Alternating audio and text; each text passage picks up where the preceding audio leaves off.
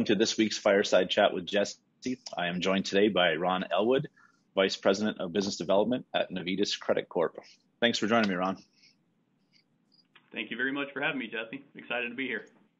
No, I'm glad to have you on here. I'm a little familiar with your organization, but looking to kind of showcase it more to the audience that I have on here.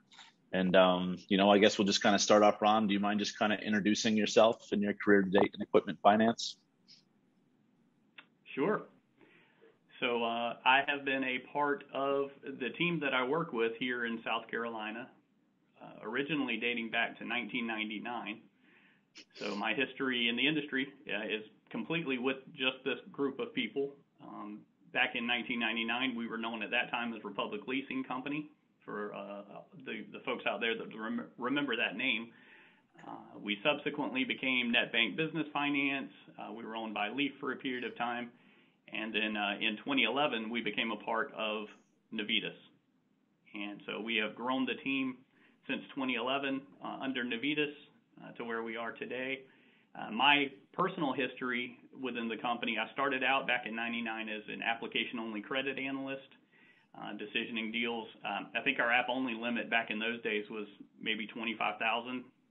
It may have been 35,000 when we got crazy. So that tells you how long ago that was.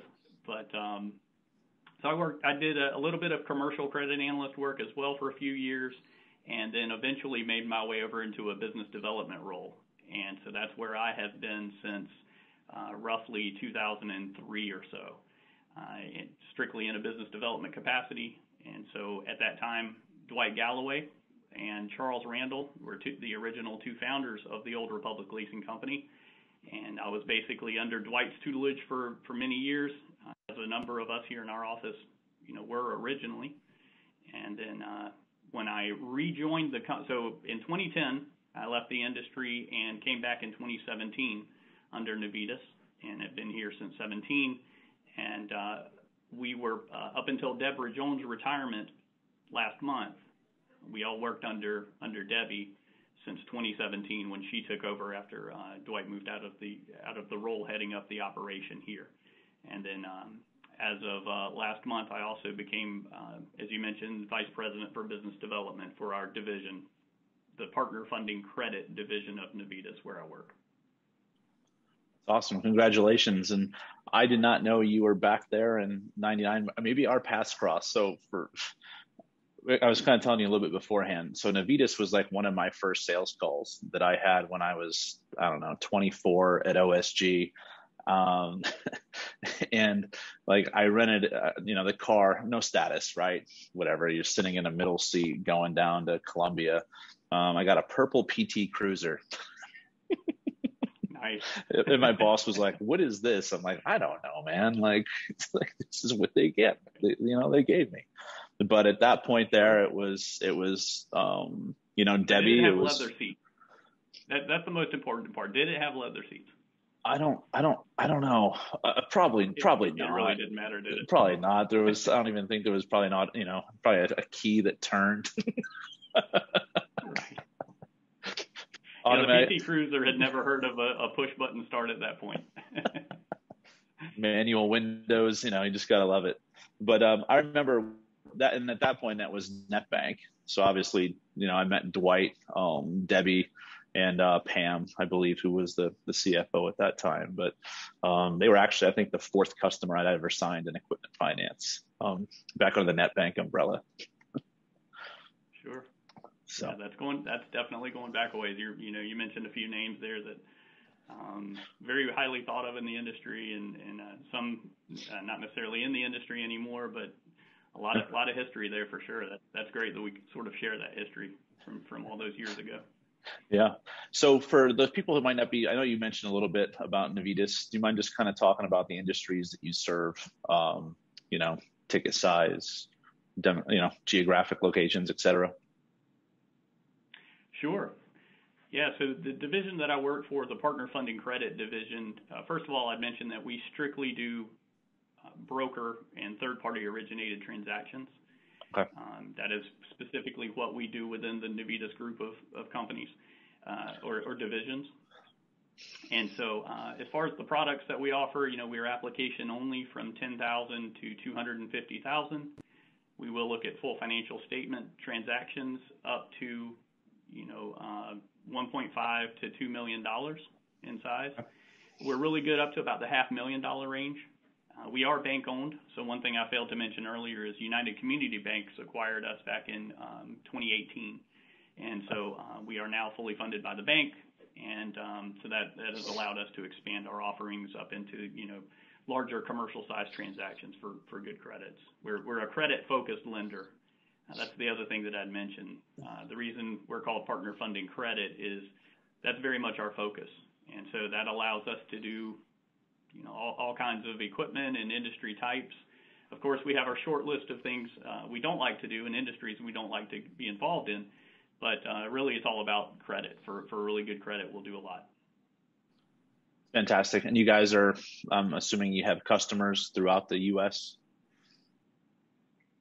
We do. We do business in all 50 states with the exception of North and South Dakota, interestingly enough. Those are the only two states we're not involved in.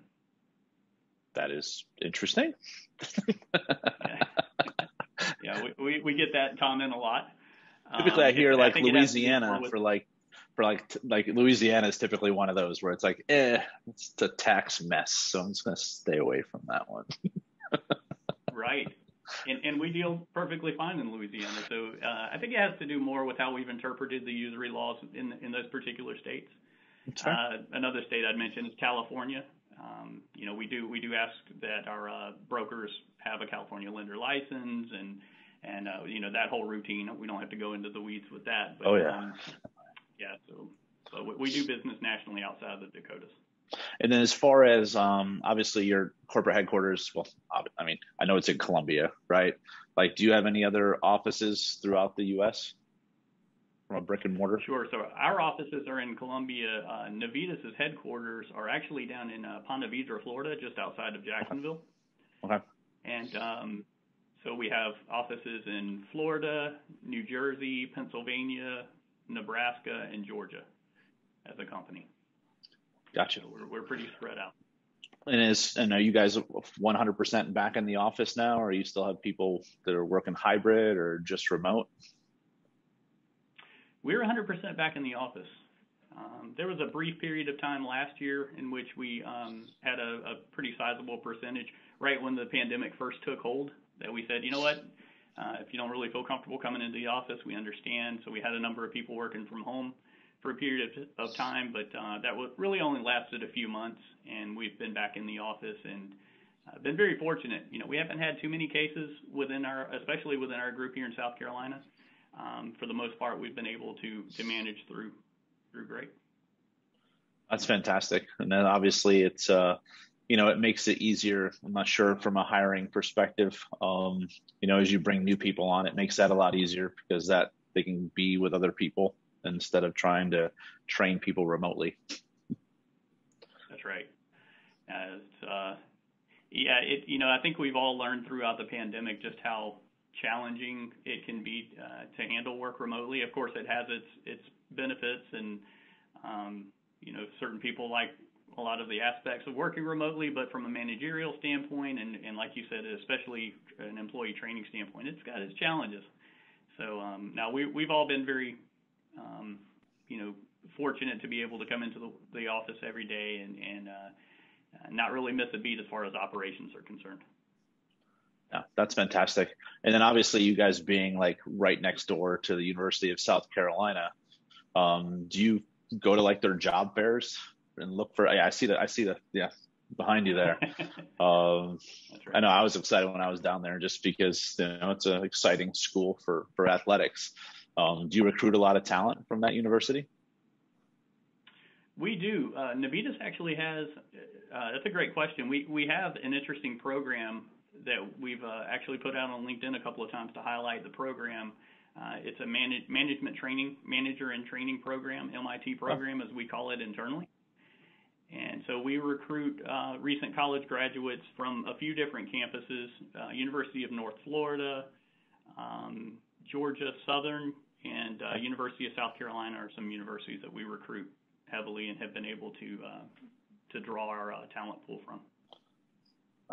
That's great. I've been doing some work with the equipment leasing and finance foundation. I don't want to say that wrong because I keep messing it up and Kelly's going to get really upset with me.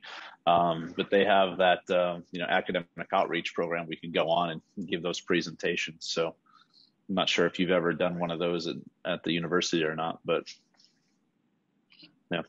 No, we have not. Our participation has been more along the lines of, the career days and that sort of thing. And I'll tell you, though, it's a phenomenal resource. I mean, for anybody who's watching the video who hasn't really given it a lot of consideration, there's a lot of terrific talent out there. They might be a little bit younger and, don't have experience maybe that you would find elsewhere, but we've found some really, really high-quality folks that have joined the organization. And, we're 3 years in on that program at this point, and we haven't lost a single participant.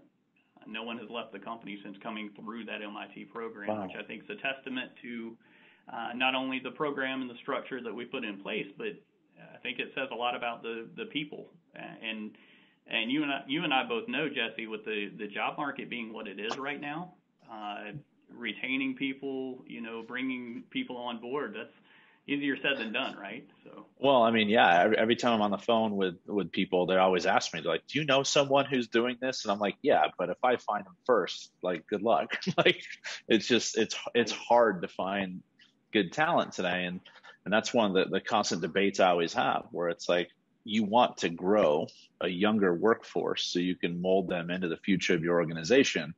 But in this, you guys are fortunate where you're in the office.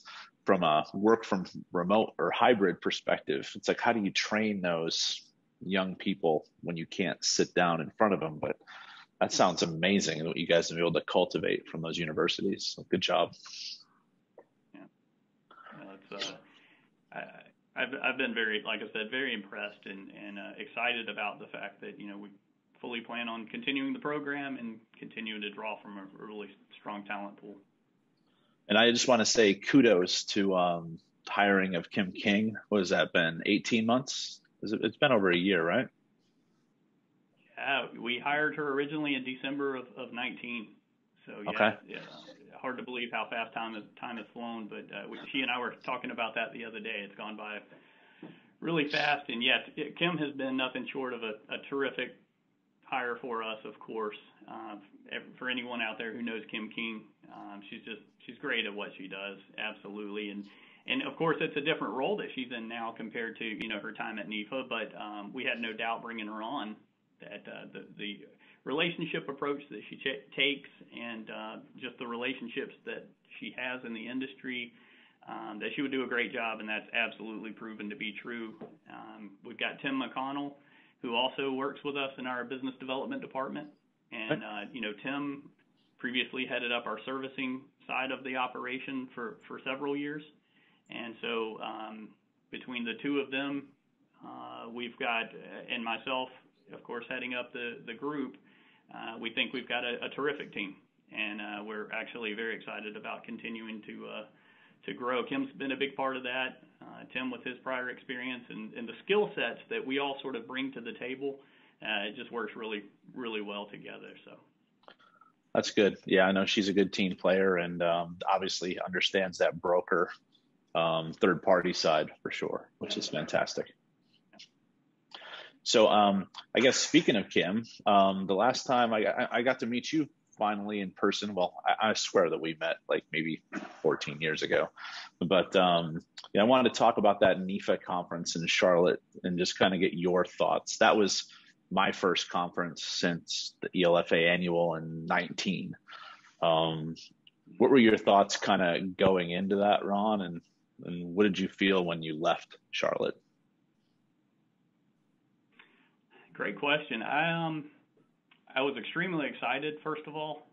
That was my first conference after all that time as well. And so just that, you don't realize how much you miss the in-person. You miss it, right? But until you have the opportunity to really step back into that environment and experience it firsthand again, I don't think you realize how much you missed it. And so I think that was just being able to see all those faces, the folks that we work so closely with, that in-person experience is just something you can't replace with, doing what we're doing now is great, right? But I'd love to be, sitting across the table from you. Yeah, no, I mean, it's one of those things where this is like the traditional icebreaker, where I always said on the sales side that, if it was like a 3 to 5 call close beforehand, this is really going to sniff out if it's really a viable opportunity. You can get sort of a feel for the other person, but nothing's going to ever replace that handshake and, taking people out to dinner, breaking bread, everything else. So, yeah, it was in the conference itself. First of all, credit to Chad and Blair and Cale and basically the entire NEPA team. I mean, it's a new regime, and for their first in-person conference, I thought they did a phenomenal job. And leaving the conference, I think my feeling was it was great to reconnect with everybody, of course. It's great to know that the association's in great hands, and yep. I think a lot of the time that we spent there was reassuring from the standpoint that what we went through with the pandemic and where we stood coming out of the pandemic was shared by a lot of folks out there. That the market is in terrific shape, for all of the challenges that COVID threw at us. I think our industry has done a phenomenal job of managing through and coming out on the backside in really, really good shape, all things considered. So. No, I mean, you hit the nail on the head there and made some really good points. And when I was going into Charlotte, I had got the alerts from like the ELFA annual where they're recommending like all the masks and everything. And, you're kind of like, oh, like, how do you do networking, like effective networking? Are people going to go in the exhibit hall if everyone's wearing a mask and everything else? And by all means, it's like, when I put on these Equipment Finance Cares event, you follow the local laws and jurisdictions of where you're at, because, you want to make sure everyone feels comfortable. And this is Charlotte, and I think they had a mask mandate, but like that first night, I'm like, okay, how's this going to be? There's like 150 people in the bar, and it was like nothing was going on. It's like, okay. Yeah. Yeah, and I had a few people make the comment, I probably would have worn my mask, but I didn't want to be the only person not wearing a mask. And so, I think for the most part, though, I don't know. I saw a headline earlier today that said something to the effect of Americans are over the pandemic, right? And I think more and more that seems to be the prevailing view of the whole situation, as people are they're ready to start moving on, for better or for worse. It's I think that was probably an example of people feeling similarly. Yeah, but to what you said earlier, it's just one of those situations where it's like, okay, I like, it's like you haven't seen these people in at least almost 2 years, right? And that bond is even stronger. I think like going into it, we were like, oh man, because I think the industry was kind of on a downward slide a little bit on a trajectory. And it's like, okay, is this going to be another 2008, 2009? And I think we proved as an industry how vital we are, to the economy. Absolutely. Yeah. It was, I can remember the general sentiment as the pandemic took hold, and everyone's initial impression was, okay, this is going to absolutely be catastrophic. And I think to look back on it now and the way the portfolios performed, obviously the government took a lot of steps. I also think probably, one thing we don't talk enough about, in my opinion, Jesse, is how business owners themselves have adjusted, for the sake of survival. A lot of business owners really did whatever it took to make sure that they could keep the business that they love, they started, or whatever the case may be, up and running through a really difficult time. And so, of course, the government assistance was critical. Lenders like ourselves and others in the industry that, would allow for, forbearance and forgiveness, not forgiveness, but, restructure of payments and that sort of thing that would help them through a really difficult time. Yeah. And I'll be curious to see what, you know, obviously another main topic right now is, okay, without the PPP, you guys focus your deals on high end credit, right? So if you're not A or A minus or whatever, you might not even look at a deal. What does that look like when that PPP money is not there? And that's, I think, one of those things everyone's asking, where it's like, okay, what does this new credit box look like? Right. Yeah. And then you look back on this time frame, right? And how much were they dependent on that? It's going to to your point, right? It's going to completely change that we're underwriting transactions based on this specific pandemic time frame. You take it with a grain of salt how effective they were at operating their business. You can't underwrite that way, I guess is the best way to describe it. You really have to take a lot more stock into recent and more past history outside of the pandemic to get a truer picture of how strong the credit is. Oh, good point. Everyone I have on here, I asked for them to share a little fun fact about themselves, Ron. So sorry to kind of throw that at you there, but anything you'd like to share with everyone? I would say one fun fact about me, when I was in high school, I went to Spain for a foreign exchange, and so I was there for 9 months, and I did not learn to speak Spanish, interestingly enough. I lived north of Barcelona in Catalonia, and so I wound up learning to speak a language called Catalan. Okay. That's spoken by about 10 million people in total, which I looked it up, and that's about the population of North Carolina. That's how many people in the world speak that language. And wow. I don't remember a ton, but I remember a little. Now, where is that in relation to Pamplona? Pamplona, if I remember correctly, is the western, maybe northwestern part of Spain. Okay. I want to say. I was there 6 years ago for, I did the run 6 years ago. Oh, did you do the run? So I flew into Barcelona, spent a couple days there, then took a train to Pamplona and met my cousin, who's an attorney and one of his law firm partners. And yeah, that was, wow. That was fun. If anyone ever asks you an interesting fact, that's got to be your interesting fact. It's like wearing that thing, and it's like, the night before you're laying there in bed and you're kind of doing your research, and it's like only one American's ever, only one American fatality ever. It's like, dude, don't be number two. Like, don't be number two. That is your sole mission tomorrow. Make it out alive. Make it out alive. But you need to get to the arena at the end, because if you don't, then it's all for nothing. So, but that was always a fun time, and yeah, a good experience. And my son now turns 13 in January. When he's 18, I'm going to see if he wants to do it, because I'd love to do it again. Really? Yeah. That's saying something. I've seen videos of people that I know. I've never met them, but I'm sure they would say they would never want to do it again based on how they fared. But good for you. By the way, do you happen to have footage of this run? Do you have any of it on camera or anything? I had like they wouldn't allow a GoPro.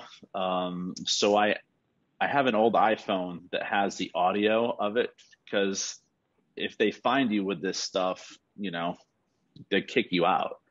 So originally I wanted a GoPro, but then I found where you're not allowed anything. I have a CD somewhere of our run, but I know I have photos that actually are from the run, where they said if you ever run into, the only situation that you're going to put yourself in trouble is if there's a lone bull by itself, because then there's nothing to guide it, and then it just starts attacking. So in my run, I wasn't even really paying attention. All of a sudden, there's this photo. It's like 4 photos where you see a bull by itself. You see me, because I'm wearing this bright yellow, obnoxious American shirt, right? And I look over, and you see me go like this, like that. It's like, oh shit! Nice. Nope. So I just lowered my head and just ran through people, and got ready to go. But when I find him, I'll send him your way. Yeah, no, I'm always fascinated by the folks that decide to do that event. I think the craziest I got when I was in Spain was going to a Barcelona soccer match. That pales in comparison to. I mean, that's an experience. That's an experience all in itself. Oh, it is. It definitely is. They are rabid soccer fans in Europe, as everybody knows, and to be a part of that. I'm a huge college football fan. Again, go. I always choose the wrong hand here. Go Gamecocks, but it's a similar sort of a passion when you go to a soccer game in Europe. It's unreal. It's next level. Yeah. In closing here, Ron, of all the different equipment finance organizations out there, why do business with Navitas? The people that we have, I mentioned early on in the interview about the history that we have as a group. And I tell people all the time that I would put our team, if you look at business development, you look at the credit team members that we have, funding and servicing as well. I put our team up against anybody in the industry as it relates to experience, the fact that we've been dedicated to doing broker business as long as we have. That's the first thing that I mentioned. The next thing is we're absolutely focused on service more than anything else. Ever since 2017, when I came back on board, we've really tried to make a very conscious effort about evaluating how we're doing what we're doing, thinking about things outside the box as we possibly can, to the point that let's pretend there's not even a box, right? Let's listen to our broker sources. They're the ones that have vendor relationships, experience in particular types of equipment and industries. Let's leverage that knowledge, put programs together, offerings together that are very tailored and customized, and just focus on providing the absolute best levels of service we can and being the most valuable funding source we possibly can to our sources above all else. And so that ties into the fact that we are very much relationship oriented. And so always a big focus for us is knowing our sources, working as closely with them as we can, and taking advantage of all that has to offer. That's really the way we like to do business here. Nope. And just like I said, just my history with your organization and what I know about some of the personnel, yourself included, it definitely aligns with everything you've just said, Ron. Good. I appreciate that. We couldn't do what we do if it weren't for the great business partners that we have out there, and broker lessor relationships that we've had in a lot of cases dating back 25 plus years. Yeah. You just don't find that very often anymore. So we're very, very thankful, very grateful, and feel like we're positioned well for the long run, and owe all that to our partners. Oh, excellent. And, once again, thank you for joining me today. Really appreciate your time, and look forward to, probably won't see you until March at the NIFA conference, but if for some reason I'm down in that area, I'm definitely going to be looking you up. Yeah. Or if you come to Arizona, I mean, South Carolina doesn't really get bad weather, but our weather this time of year is perfect. So if you're ever out here, just let me know. Yeah, well, we are going to get down to 26 degrees tonight. That's plenty cold enough. So I might have to look you up if think about exploring some warmer weather soon. So, but no, 26. Thank you again very much. No, thank you, sir. Stay warm. That sounds terrible. Yeah.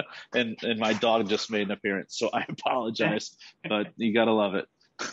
All right, Ron. You have a good day, sir. Take care. Thank you. All right. Bye.